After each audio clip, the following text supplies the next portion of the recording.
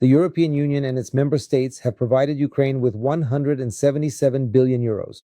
This is a figure that appears in today's conclusions of the European Council.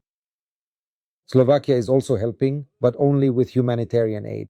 As Prime Minister, I adhere to the principle that Slovakia will never financially cover Ukraine's military expenses. So, over the next 2 years, Ukraine is set to receive another 140 billion euros from the European Union, primarily for military expenditures.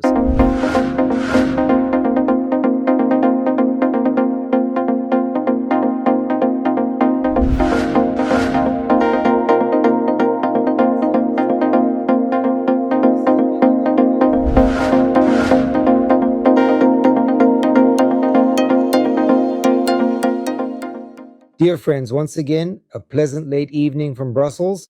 We continue to provide updates from today's European Council. Today's discussion at the European Council about Ukraine confirmed that the entire Ukrainian war has been left on the shoulders of the European Union.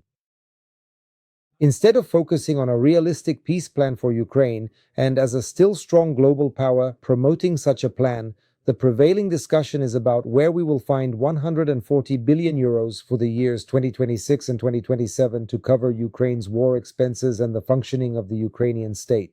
It seems that the big players, and sometimes I say the big boys, in the Union are counting on the war continuing for several more years, and naively believe that with this strategy they will exhaust and weaken Russia to the point where it could become an easy victim.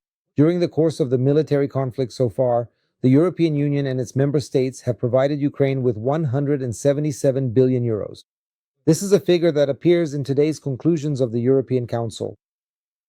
Slovakia is also helping, but only with humanitarian aid. As Prime Minister, I adhere to the principle that Slovakia will never financially cover Ukraine's military expenses. So, over the next 2 years, Ukraine is set to receive another 140 billion euros from the European Union, primarily for military expenditures.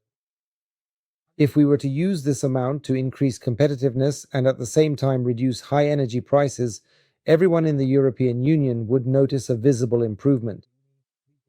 The willingness of member states to finance Ukraine's military needs directly from national budgets is, of course, already declining even among the biggest military hawks. That's why attention has turned to the frozen Russian assets of the mentioned amount, which could be used as a loan for Ukraine, a loan that, of course, will never be repaid, but for which individual EU member states are supposed to provide guarantees. Japan also holds certain frozen Russian assets. However, it has made it absolutely clear that it would be illegal to use them for Ukraine's military expenditures.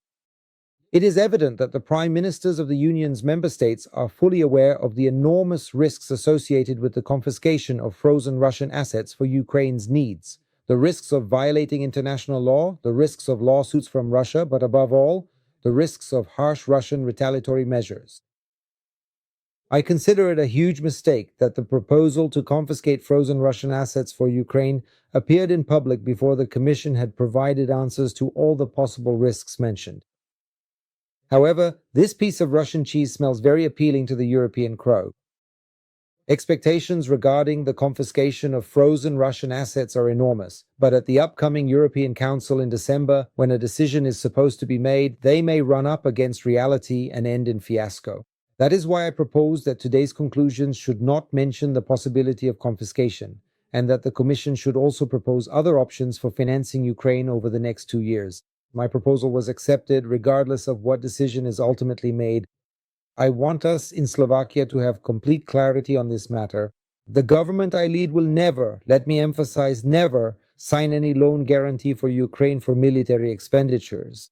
Likewise, we will not allocate a single cent from our own state budget for such a purpose. We are ready to help Ukraine, but only in a humanitarian way, as we demonstrated recently, for example, when we delivered demining machines or excavators for clearing rubble to Ukraine. Good night from Brussels.